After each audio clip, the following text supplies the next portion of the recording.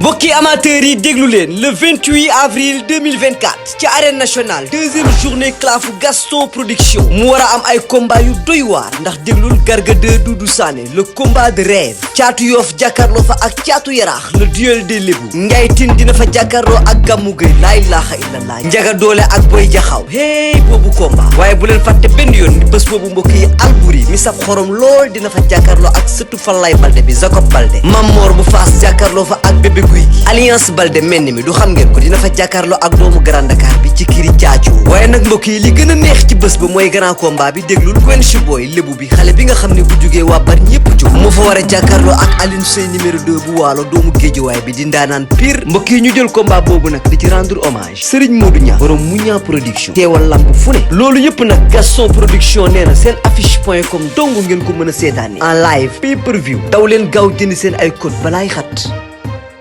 delloo ziar. di la nuyuwaat bu baax a baax di nuyuwaat Boucar. dëgg la nuyuwaat la jantal Mara laa koy wooyee. waaw jantal Mara. di nga nuyuwaat bu baax di nuyu képp koo xam ne yaa ngi ñuy seetaan rek. dëgg la Boucar looy dugalal sa boy sa copain. am waaw. am tamit kat ngay suivre lamb xam nga ku xam ni ngay waxee xam ne yaa nga dund lamb. waaw yàgg na nag. waaw na tey ba ma nekkee xale. dama doon gis Balla Gaye numéro 1 doon ñëw suñu kër. Balla Gaye numéro 1. mooy temps yooyu nga xam ne si la jëlee woon ñaari damm yi. temps yoo la damoon noonu. waaw moo gis muy fréquenté sama gàlle ma nekk booy di dund làmb quoi.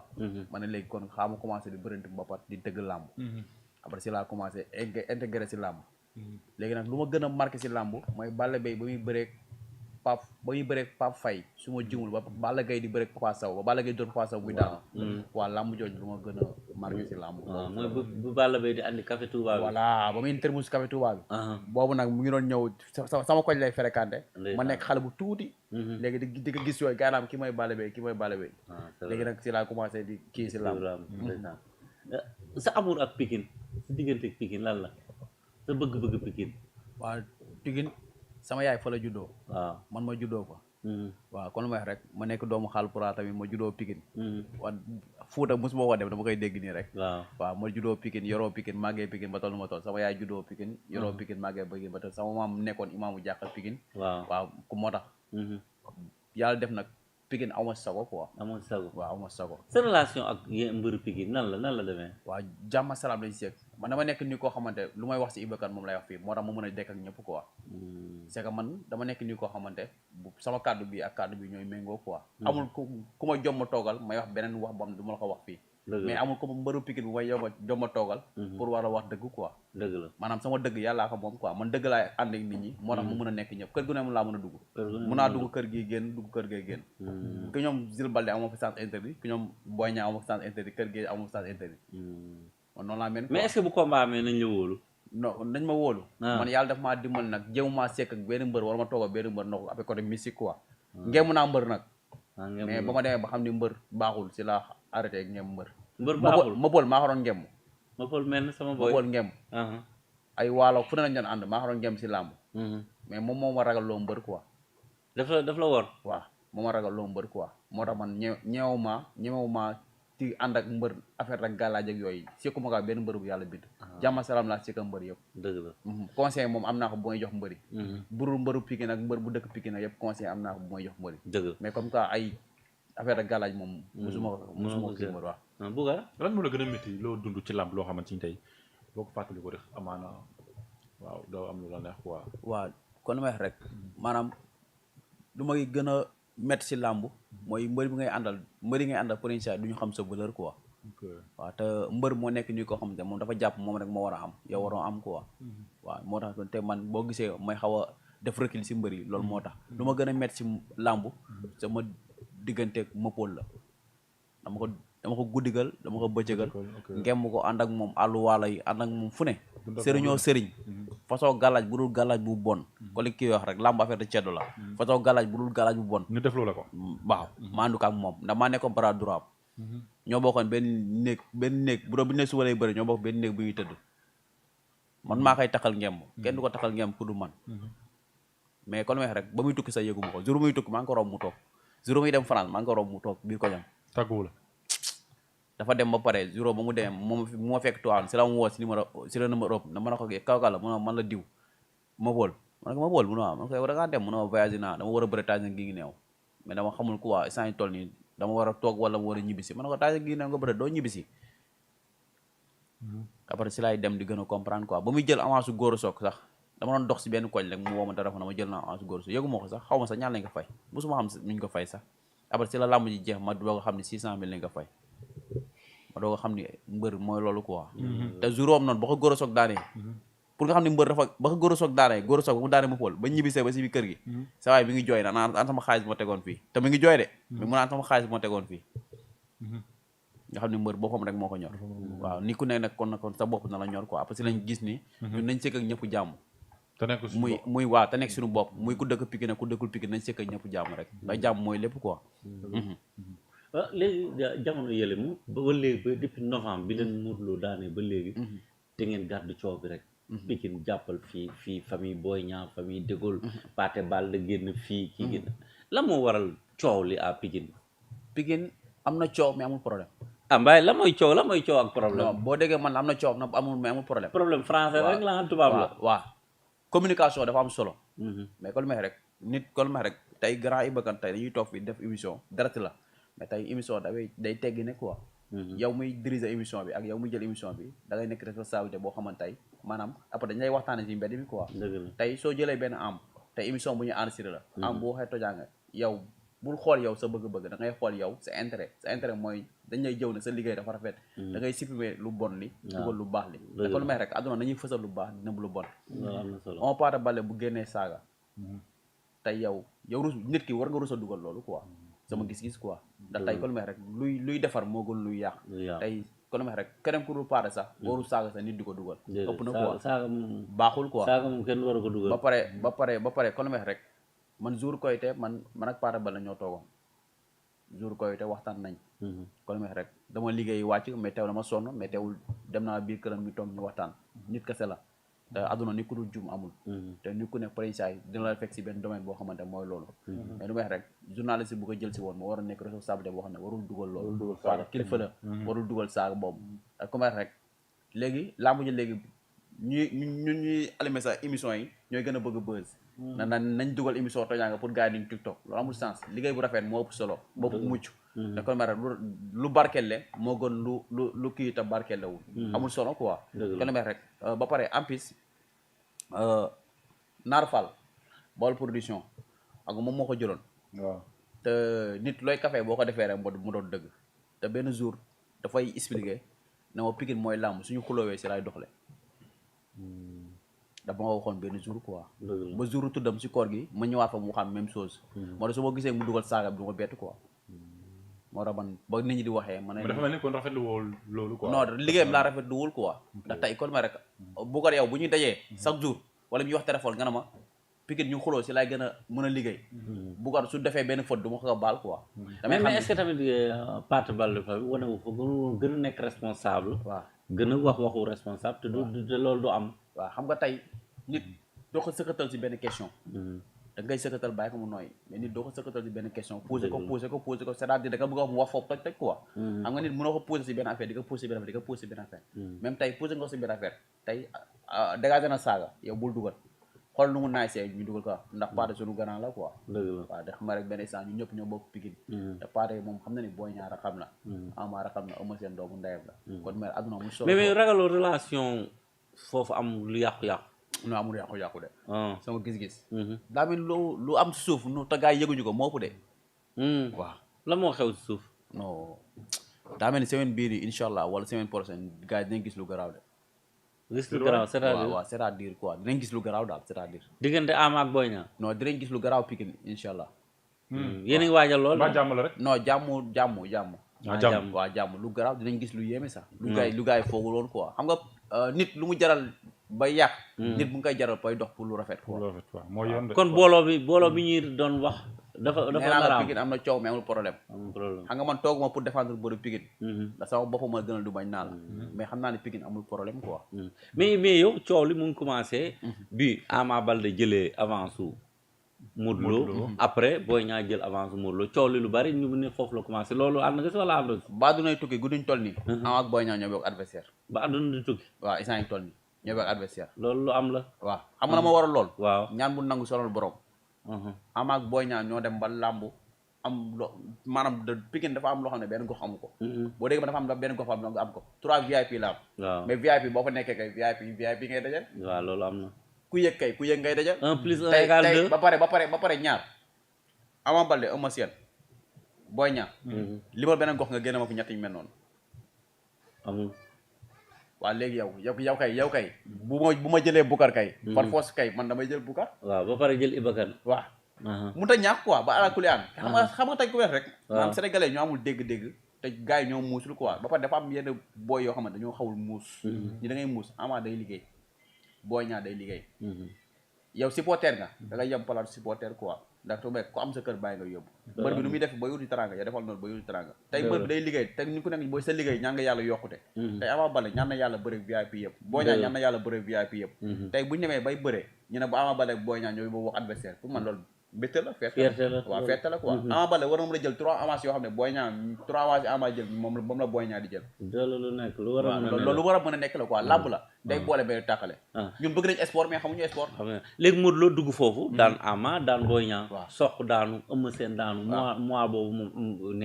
neexul mais tubaab dana leen reculer pour mieux sauter maanaam dañoo war a reculer waat ñu waxtaanaat seen biir te day toll foo xam ne nit booy dem ba xamatoo foo jëm da ngay dellu fu nga jóge woon dëgg la ndax 2018 neexoon na kon 2023 bu ñëwee metti yaa quelque chose quoi reculer waat yaa darjay quoi am na xam nga mais ban jàngat nga def si Ama Baldé daanoom bi ak Modou Lo ak contre Modou Lo ak Boy Niang daanoom bi contre Modou Lo maanaam dëgg la dañoo bëggante mais wóolante wuñu quoi Pikine loolu moo indi loolu quoi dañoo bëggante mais wóolante wuñu ndam yàlla moo ko yor suñu borom mooy joxe ndam loo ma yéene te àntuwul mënu am kii su ma bëggoon def dara suñu borom bu si ànduwul du am kon nit da ngay gëm yàlla wóolu ko quoi mais Pikine mais gëm nañ yàlla mais wóolu wuñ ko c'est vrai ñoom ñooy yaakaar ne kenn ki moo yor dessin moroom wala kii moo yor dessin moroom mënul nekk ala ku daan yàlla noppi na démb tey soog a ñëw looy xew ëllëg suñu borom pare war mais si wàllu forme physique ñaari mbër yi Modou Lo dugg foofu daan leen waaw léegi Modou Lo dugg foofu daan leen maanaam seen mental la dox rek waaw dafa dox si mentalu gars yi pour daan leen ndax tamit mental mooy nit quoi tey Modou Lo seen mental la utiliser daan leen pour 2 mois waaw léegi ngeen defaat la même erreur Reug encore ngeen jëlaat ko waaw Ama Baldé jël Reug Boy Niang moo njëkk signé après Ama Baldé ragal li Modou Lo def Pikine Reug def ko Boy Niang dafa war a signé waat sax dafa war a signé waat beneen ko dafa war a bu ramaay moom day signé waat tamit jëlaat Gris Bordeaux waaw ndax ko lu may rek laa mu la ko Ama Baldé bu ramaay moom dafay signé waat jëlaat kii nu mu tudd Siteu waaw Boy Niang bu ramaay dama si tegaat Sa Thiès muy ñett adduna tolluwaay la suñu borom bu la fekkee say guddi profitool nit dund na ba dee taamul loolu da ngay profité quoi ñoom dañoo nekk si jamonoy profité làmba leen soxla nit ñi soxla leen te Pikine mënoo ko génne si làmb Pikine mooy làmb na ñoom bu jëlee làmb coow day bari tey am na ko bàyyi bëri am biri yu bëriwul mais Pikine tey buñ jëlee làmb biri yu day bëri coow day bëri gox boobu suñu borom moo ko barkeel le quoi luñ dugg rek incha allah day saf neex ndax xorom bi suñu borom moo ko def foofu Boucar yaakaar naa ne comme ni mu ko waxee rek mu ngi ci xëy na ñoom ñu ngi ciy dox ay jéego mais malheureusement Sénégal des fois dañuy bàyyi ba jaan jàll ñuy dóor watam bi gis nañ problème bi sànnante picc yi sànnante xeer yi démarré depuis loolu mais man li may wax rek les responsabilités sont partagées muy Boy Niang muy Ama Baldé ku si génnoon araftu sa camp tey am na sa papa tey ni muy waxee ni muy réagir si biir kër gi sax yow boo génnee dal si kawam sax dina def recul quoi mais dañ bàyyi ñoo xamante ni tey vraiment dañ leen bàyyi ñuy waxee seen sogo di wax te souvent li ma gën a métti mooy ñoo xamante ni tey sax représenté wuñ dara mais dañuy bëgg a bokk wala ils veulent se faire voir bëgg a def bëgg a am importance tax ñuy génn di wax yenn yi ñu leen di cautionner loolu noonu te souvent yu mel noonu tey mën na jur lu nit ñi foogul te Ama Baldé Boy Niang àdduna du neex bañ bëre àdduna pour man àdduna dara war leen jaral si àdduna bi bañ dem ba bëre kon war nañ mën a mettre les points sur les i maanaam recadrer ñi même seen entourage day sa waxuma la sa doom mais sa papa sax am na nu muy réagir ñu loolu mën a yàqal sax yaa ko ne père non du noonu dal ci kawam parce que aussi jàmm dañ ko war a prôner fépp te mbooloo mooy doole te gis nañ division bi Pikine am xëy na moo tax xëy na lii leen dal nii dal leen te amaana mënoon na ñàkk ndam nag suñu borom moo ko yor moo xool ku ko soob mu jox ko loolu aussi foog mbëri di ci bàyyi xel mais bu nekkee mbëri aussi ñi ñu am lu ñu lay gëmloo yow en âme et conscience war nga xam ne ndam suñu borom moo ko yor Ousseynou nag mën nañ ñaan nag yàlla rusee ko ñaan boobu noonu defal la mën na def sacrifice wala mu def ay sarax yàlla ànda ci loolu noonu li nga bëgg a àndu mais loolu nag foog gars yi bàyyiwuñ ci xel ñuy bàyyi ay wax yi ñaaw di juddu ay critique fii nii ay nu ñu ko waxee ay sous-entendu ay xel ñaar ñaaw njort loolu moo naray waxuma la lii de mais mën na yàq carrière mbër yu bëri te mën na jur jëye te yaakaar naa ne Pikine ak lu mënti xew li fa ñoom Tyson bëy waar ba mu yegg si fii tey vraiment pour man booy war nañu mën a téye flambeau bi quoi comme que xam nañ ne tey du yàgg bañ bëri te kenn mënut a may sa morom nañ focus li ñu war a focus te bàyyi wax yu sew yi bàyyi détails wax yi nga xamante ne aussi day yàq man vraiment dama ne les responsabilités sont partagées ñaari camp yëpp parce que tey su fekkee ne tey dañ nekk ci benn gox di moytu wante ku nekk am aussi looy sóor wala looy calculer sa morom kon foofu bëggante amu fa wala foofu confiance amu fa te loolu yëpp war pour man war na mën a ñàkk te mbooloo moo doon te man tey li ñu gis parcelle tey mu fa am tey parce que yàlla moo ne boole leen xol yi mais bu ngeen dëkkee te seen xol àndul aussi amul sens parcelle dama fa gis dama kontaan dama xol daa sedd ndax ba combat bi passé ba combat Boy Niang kii passé man dem naa parcelle écurie ñoom Modou Lo booy xool sax man ak Modou Lo jot nañ bëri foofu waaw jot nañ bëri foofu kaf fooree après mu jeex ñu toog di waxtaan mën a Gora Sock fekk maa ngi ñëwoon pour jël ci Gora Sock émission bañ toogee ci waxtaan Gora Sock bañ xamante yàgg na du tey quoi dañuy wax yàgg nañ waxtaan ci affaire u parcelle maag moom benn jour woo naa téléphone sax mu ne ma am yi nga parcelle ñu ñooy reerandoo loolu yàgg na boobu combat préparation ban combat la woon mo de combat soq la woon fekk Gora Sock na ma su la neexee nga teg 1 million soq kii franc da koy daan mu ne ko yow da ngay wax lu la neex rek bu ne ma déedéet nekkul loolu de xam nga boo gisee mu wax la loolu maanaam ñun dañoo booloo quoi te xam naa ne yéen di ngeen di nakasaal nii rek mais loolu gëmool li ngeen def nii maanaam kon li ma wax rek ñu war a ànd dañuy ànd ñu war a ànd rek ñoo du ànd Pikine ñoom dañoo war a ànd te xam ne ñoom kenn yoru wërsëgu kenn suñu borom boo yoru wërsëg moo koy joxe te maanaam jàmbaar fekk la ñuy entraîné ñoom ñëpp ñu bokk di entraîné ñoom ñëpp bokk di entraîné kaf forêt mbalak Gora Sock am benn wax am solo bu ma wax boo déggee man wax am solo maanaam nit wax ju baax dañ koy fësal mais wax ju baax dañ koy jàpp Gora Sock dara ma am mu ne woon ñun ñu fii am noonu neex bañ bëri suñu biir mais ñun ñu fii am mun nañ mayante loo xamante tey ku nekk day jariñ dalay jariñ tey dañuy takk ngeem ñun ñëpp géej ñëpp duñu xool ñuy contact suñu biir pourtant loolu dëgg la tey kon ma rek 5 mbër yu bokkul ku nekk xeetu bëre bay bëre mi ngi biir parcelle tey xeetu mbër yooyu noonu façon bëre bu ngay bëre ak ñoom tey avantage la si yow kon tey kon ma rek Pikine am na ay ndaanaan tey lu may wax nii Boucar xam na si dara école ligue Boy Niang boo ñëwee tey di nga fa fekk ordinateur di nga fa fekk Kalmundo di nga fa fekk Zambala tey ñooñu noonu tey soo waaw écurie Boy Niang boo ñëwee di nga fekk loolu ñooñu tey Eumeu Sène bu amee combat Boy Niang fàqee ko fee ànd ak ñoom ñee dem fee contact bi day neex boo demee écurie Eumeu Sène di nga fa fekk Doudou Sané di nga fa fekk keneen ak keneen di nga fa fekk ay Tyson 2 ñoom kalm saa bokkal di nga fa fekk ay ndaanaan boo demee écurie Ama Baldé di nga fa fekk ay ndaanaan ay Sokh 2 ay Jacob Baldé ay Pokola ay naaraan lañ kon ma rek kon tey loolu noonu seen avantage la quoi mais rek nit nag wax nga mën jëf ñoom ñoo ko yor ñoom ñooy dëjëre seen jëf quoi ni ko am nga droit nag bu la joxee micro nga génne sa gémmiñ lu baax man saa yi ma jore téye micro di wax dinaa wax si waa Pikine lu baax léegi yow nan la Boy Niang nan nga gisee avenir u Ama Baldé avenir u Ama Baldé waaw avenir u muy jëm combat bu comme bu métti contre Gris waaw avenir u Ama Baldé pour man da kaa xam moo tax mu dem liggéey ji waaw pour man da kaa xam moo tax mu dem liggéey ji Ama gudduñ toll liggéey ko war moo tax dem su ma jumul moo tax mu nekk si waaw kon ma rek day am foo xam ne boo fa tolloo liggéey dalay war Ama xale la dëgg la coow li bari woon na gàllankoor yu bari na mais yàlla suñu borom nee na ku ma xool maay xool ku ma bëgg ma teg ko si ay torop torop yàlla suñu borom moo ko téye ba 2018 ba 2023 muy doog a bëree loolu suñu borom la neex quoi suñu borom moo xool lu ko neex mu def ko tey ñëw na bëreeg Modou Lo mu daanu war a bëreeg Gris Bordeaux pour man xam na lu ko war si combat bi pour man combat bi sa Ama Baldé nit war a ko conseil quoi waaw sama gis-gis Ama Baldé waru ko kenn nit war a ko conseil si combat bi waaw te xam na fu mu jëm quoi xam na avenir am combat bi fu mu ko mën a yóbbu si avenir am xam na carrière am fu mu ko mën a yóbbu quoi kon kooku boo conseillé na nga kaa yëpp quoi kon moom mu ngi si risque bu métti Ama non Ama pour man bu ko gars yi teg pression quoi xale la quoi bu ko gars yi teg pression xale la dafa toll si liggéey dem na liggéey ji ba liggéey jotee te xam naa ne bu ñëwee dinañ xam ne liggéey na ba liggéey jotee kon nu may wax rek combat diggante moo Gris Bordeaux nekk ndaanaan te boo déggee li muy wax sax danaan bëre pied droit moo bëgg a lu mënti am Gris Bordeaux kon tey mu war a bëre ku mel ne Ama Baldé mais attention Ama Baldé lu mu jàpp moom ndaanaan la quoi waaw tey kon nu may wax rek combat bi nit war a ko conseil waruñu ko teg pression dañ ko war a mettre à l'aise bu bëri ji Ama Baldé dama jël gàllaaj combat ak Modou jiital ko de trop am sëriñ yu or ko carrément li ñu ko waxoon nekkul ñu ko doon nax la yoroon loolu moo ko pasakal mystique moo ko yàqal ci combat bi bu baax da ko jox ndam lu leer wax ko da ko nii la laa mu ji demee mu gëm loolu. gëmloo ko da ngay daan. waaw. moo taxoon mu doon tenir communication. nee naa ne sa waay na wu rëy si bés bu rëy lañ koy rey am na ñoo xam ne dañuy ca làmbaatu rek. dañ ne ko doxal du nga ko daan ko du xeex du bëri. laa mu ji pare na mu toog média yi ratatat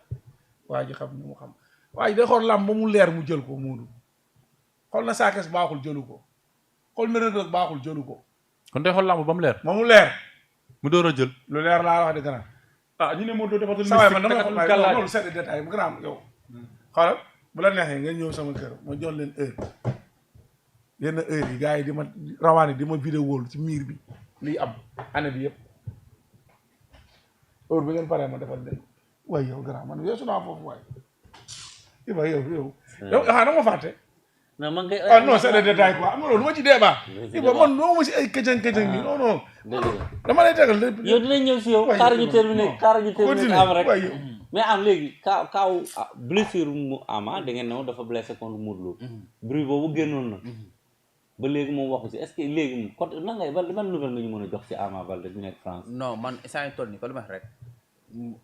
Ama Baldé kon gisuma di gars yi dañu daa blessé. waaw man gisuma blessure am. kon comme Modou Lo gisoo. contre Modou Lo laa. man gisuma blessure am yàlla moo ñëw suñu borom def Modou am ndam. waaw nit ko lu ma wax ndamu jàmbul kenn ko salteel quoi. yàlla moo def Modou dal leen moom Boy Niang yëpp. kon tey kon moom ñoom ñaar yëpp xam nañu yàlla moo dogal. daanu nañ. kon lu ñu wax rek reculer pour mettre Ama Baldé reculer dem na entraînement ji. xam na lu ko war si combat bi. xam na fu mu war a jëm. carrière am xam na lu koy xaar xam na ne lu yomb amatul fii. ñoom ñoo toll foo xam ne seen buntu àdduna foo xam ne lu yomb amatul. am lamb ji ku bëgg lu yomb da ngay dem fee xooli combat négocier. yi combat négocier amatul si lamb ji quoi. voilà mais léegi Jules Baldé ak De Gaulle pourquoi ñoom du ma gis parfois ñu nekk lan mooy seen problème. Jules Baldé De Gaulle. waaw non man jàpp ma ne am nañ problème. jàpp ma ne amuñu problème quoi. ndax Jules ni ko baax la. waaw loolu am na De Gaulle ni ko baax la. Jules dañuy toog buntu garam mais daa am benn communication bu may faral di dégg quoi nee nit bu meree bul wax. waaw nit bu meree bul wax nit bu boo bégee bul wax. toogal nga dal nga doo ko wax quoi moo tax lu bëri dama koy jàng si moom. waaw damay toog buntu gàlleem mu expliqué ma loolu ba jour Koyte ñi ngi waxtaan di tënni si ay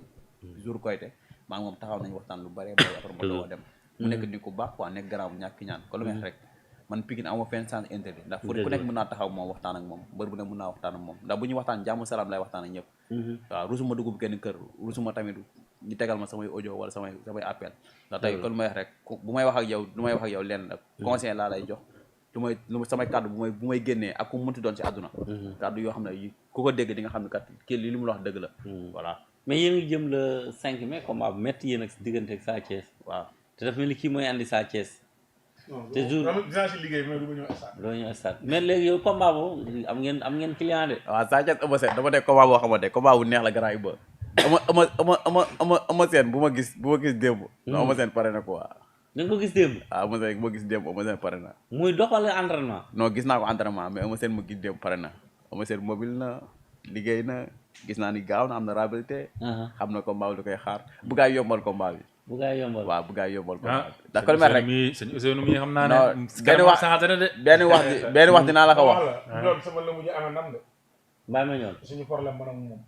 la dëgg de la bàyyi ma ñoon doon transféré vocal la dëgg de ma transféré vocal yi. bàyyi ma ñoon ngàmmee. bitéeru diidi laa jël tëj ko tëj ci kanamam na ko ubbi bàyyi ma ñoon mënu ko ubbi ki mu àndal mënu ko ubbi mu oo suma benn paa na ko mën ko yaa ma yóbbu njoon esaat njoon mu ne ma xam mën na ko làmb di ñaari jéel la bi si biir ak bi si biti waaye da nga koy kaaw deuxième bi da ngeen ni boo tante génn si biti arbi bi owaat leen moom ak kan la woon Gambie mooy kii xoyantaan waaw njoon ñu wax bi làmb jeexee ñu amay problème njoon ooma na ma amoy jinne waaw weddi ma oo la de guerre de naka la laa la waxoon jël li ma bàyyi ma ñoon wax mu naa ma ne ko ñoon dina teg la 4 défaites la vocal yi mu oowaat mu sànniwaat vocal yi la de guerre ma sànni ko vocal yi mu sànniwaat ko bàyyi ma ñoon bàyyi ma ñoon ne ko lat kii day duul bàyyi mooy bu moo waaw day fe noonu loolu la wax loolu c'est ay bi lému laa dama direct waaw dama direct ma ne ko léegi nañ dawal ma Zarko am na benn magam téyër bi rakkam la ma taal suma moteur ma ne ko Zarko jarul muy ñaan yoon day teg la 4 défaites mu yóbbu mu yóbbu Bama Ndione numéro 2 ma oo ko esat baa ma njoon jël ma ne ko bu arbitre bi suulee Njaay Tine da koy juutal njoon mu amoon xel bu mu warante bu arbitre bi suulee ñu juutal kooku du taal otom oo la dëggee deux ne ko nañ dem la dëggee deux mu ngi may dégg Sénégal nag da ngeen koy dugal ñëpp a ngi koy dégg mu teg la kat dafa génn lamb mais njoon kon yaa ko dama ne la ngoon njoon su paree àndaa tax ndijaayam ja mu àndaloon jëli Mass Thiaw kama ko boole loon na ko yóbbul ma ko lamb ji nii lay demee bu ñëwaatee dama koy tegleel 4 ndam nii bu ñëwaatee bu ñëwaatee ku ko neex bu ñëwaatee laa la wax ma tegleel ko 4 ndam la day andi day jëli la dëgër de moom mu doon transfert vocal ñu toog la toog ma ne ko jëlal ku la neex mu teg la 4 victoire ba muy Tayeru Sarr oto la ko digoon waaw ma ne ko njoon oto bi yaa koy dawal bu la am da nga koy daan Tayeru Sarr jox ko oto bi jox nañ ko oto waaw ñoon mu muy bëri jeeg Bébé Saloum oto bi est-ce que daan dawul ok ma nga laaj ma la ne cey loolu waaw cey lébu bi léegi am maa ngi wax am deux rek ma am sama benn boy bu tudd am deux seeraas la nekk ak mën a defar yàpp maa ngi lay nuyu mais le 29 avril da ngeen def open press waaw le 29 avril ba pare dama see gis sedd xol Eumeu Sène ak Pokola ñooy bokk benn open press Eumeu Sène ak Pokola ñooy bokk benn open press waaw juróom ay seen Alassane Djiko Bougar boobu de maa ngi foofu toog mooy lundi bi ñëw bu stop rek daal ñëw lundi bi ñëw bu stop rek la waaw si la open press bi di wax ni waa Pikine nañ génn jàppale Eumeu Sène waa Guédiawaye génn jàppale Sa Thiès waaw adu làmb noonu la quoi noonu la rek Guédiawaye am nañ dañoo war a génn en masse xam ne Sa Thiès bi mooy première grand combat mu war a bëre VIP te promoteur bu leen tëgg macha allah dafa bëgg tey bis bi àla dawme te waa Pikine ñu war xam ne Eumeu Sène indi na leen façon ndam mu ne roi des arènes indi na leen lu ne amatul bànneex bu mu leen mën a dabal quoi nañ génn accompagner ko jàppale ko amoon presse am ñëw accompagner ko jàppale ko di xam ne Eumeu Sène doomu Pikine la te doyen la quoi am na lu mu def Pikine quoi Eumeu Sène nit war ko neenal quoi borom xol bu nice la dama toog benn mbër Guédiawaye démb mu am benn wax bu am wax xam nga démb dama demoon Ikiri Waalo ma dem Ikiri Waalo ma toog benn mbër ne ma du ma wax ci combat Eumeu Sène ak Sa Thiès ma ne ko lu waral loolu mu ne ma Eumeu Sène dafa nekk nit ku baax damay mos a bokk fu ñu entraîné